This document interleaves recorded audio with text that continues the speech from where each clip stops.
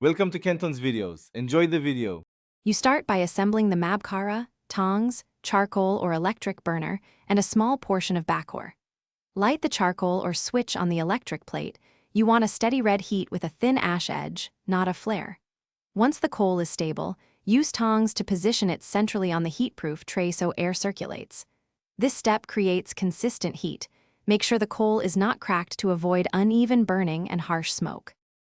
You now add a few small Bakhoor chips, not a whole chunk, directly to the hot surface or onto a thin foil bridge.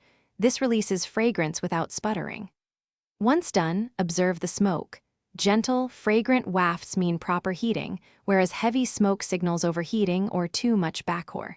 If that happens, lift some pieces off or move them to the coal edge. Make sure to regulate airflow with a partial lid or room vents. You finish by allowing the Bakhoor to smolder until fragrance decreases, then safely remove any unburned pieces with tongs once everything is cool. To extinguish coal, snuff it into sand or a metal tray or deprive it of oxygen with a tight lid. Do not douse hot coal with water as that can spit and damage the mabkara. If things go wrong, remember this troubleshooting tip. Bitter, acrid smoke usually means the coal is too hot or the Bakhoor pieces are too large. Reduce heat and break pieces.